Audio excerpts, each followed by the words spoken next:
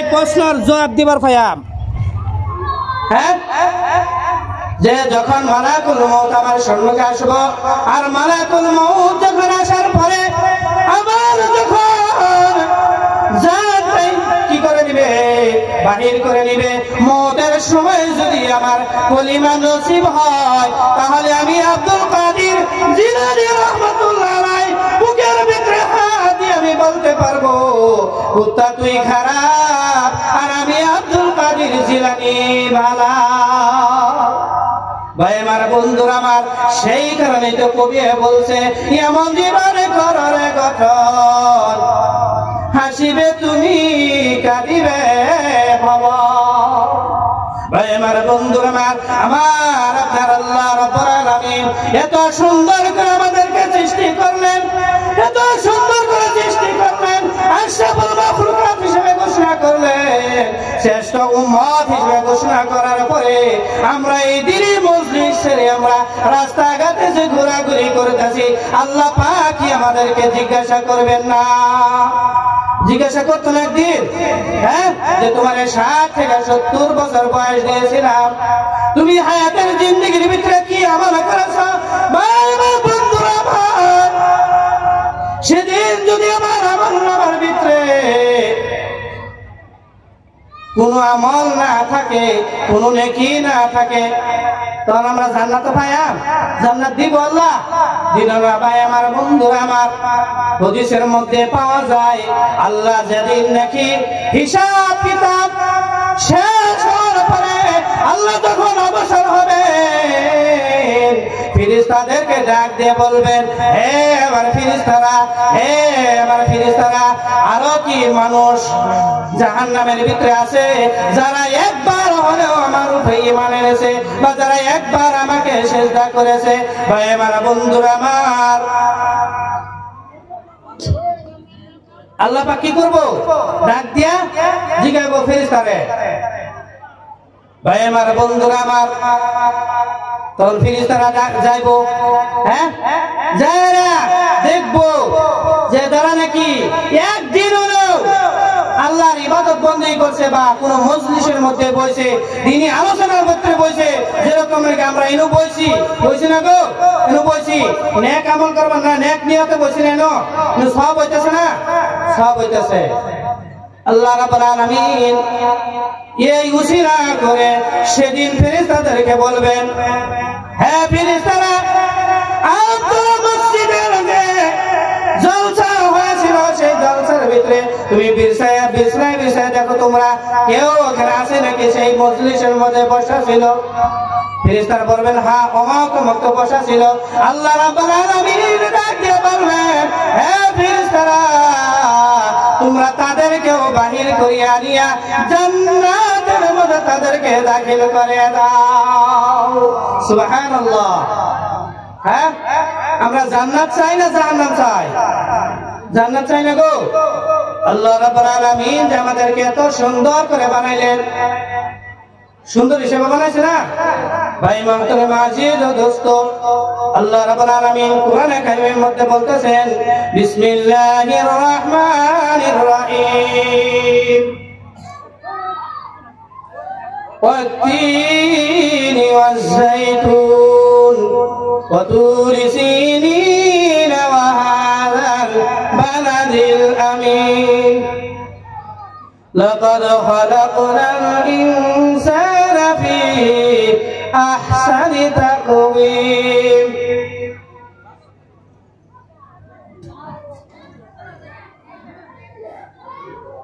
আল্লাহ পাক কইছেন না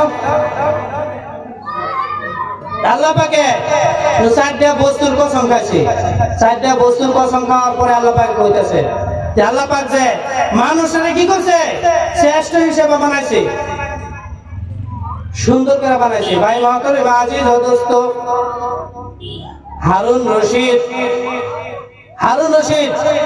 বহুত বড় ভাষা আছেন না বহুত বড় ভাষা ছিলেন হারুন রশিদ ভাই মুহতারাম আজিজ ও দোস্ত ওনার স্ত্রী জুবেদা ওনার স্ত্রীর নাম কি আছে জুবেদা ভাই মুহতারাম আজিজ দোস্ত জুবেদা দেহাত বড় বহুত সুন্দর ছিল হ্যাঁ হযরতে রশিদ আর জুবেদা তারা দুজনে স্বামী স্ত্রী একদিন বাড়ির ছাদের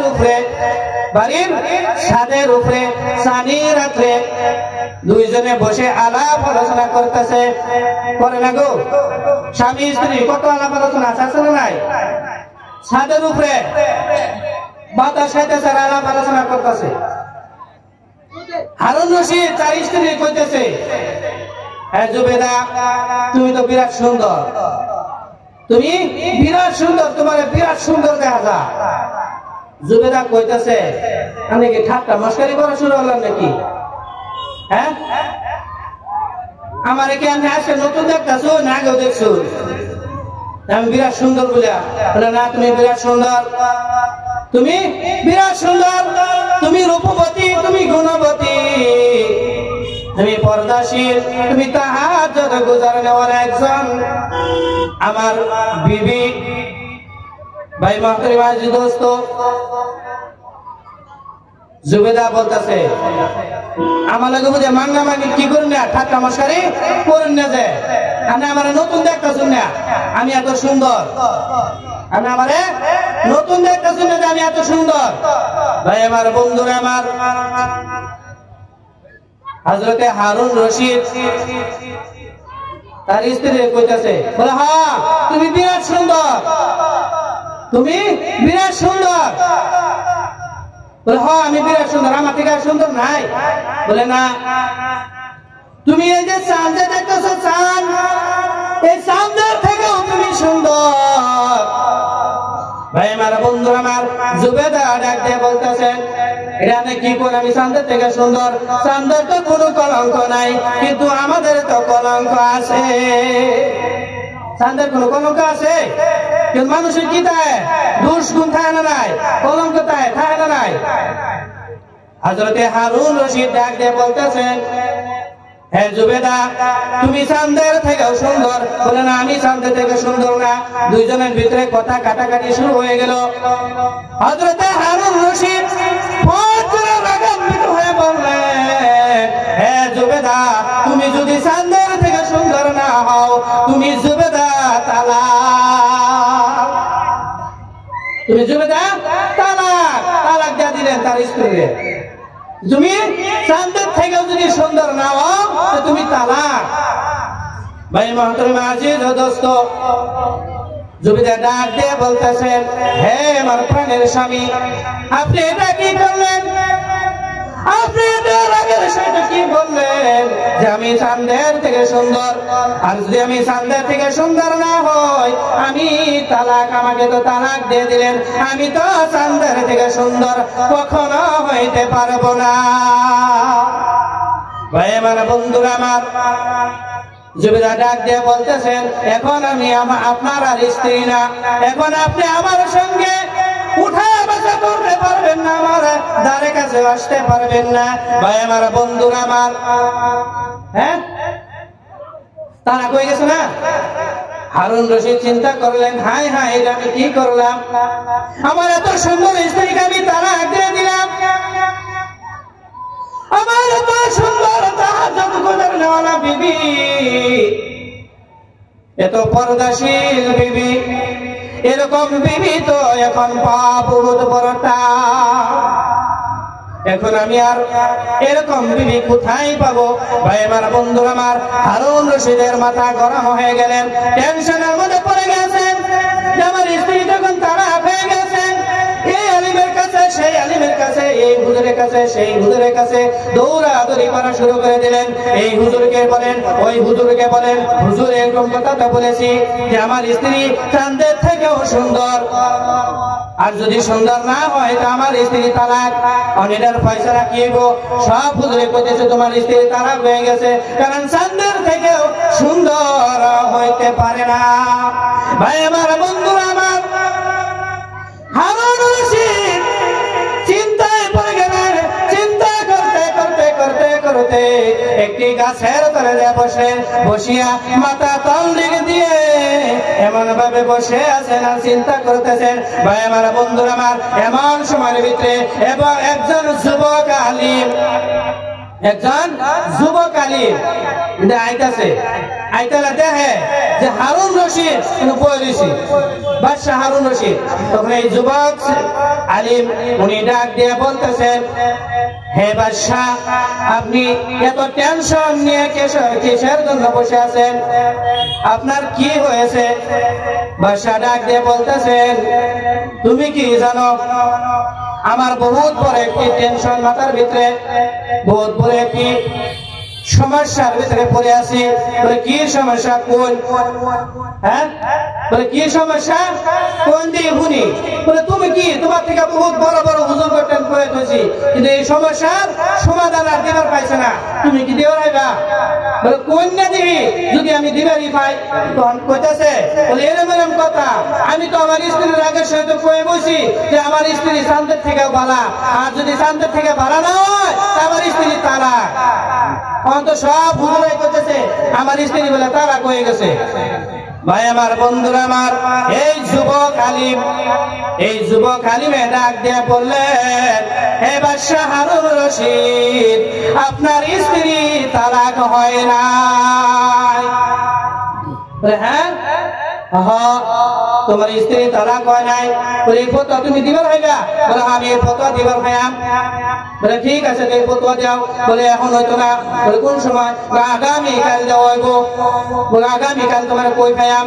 বলে আমার শহর মসজিদের ভিতরে দেয়া আপনি এলান করে দিবেন যেন সমস্ত মানুষ মাগরিবের নামাজ এই মসজিদে আসিয়া পড়ে, আর আপনি ইমাম সাহেবকে বলবেন একজন আলহী, একজন মেহমান আসবে, আর আমি ওই মাগরিবের নামাজের ইমামতি করব, আপনি সমস্ত মানুষকে বলে দিবেন।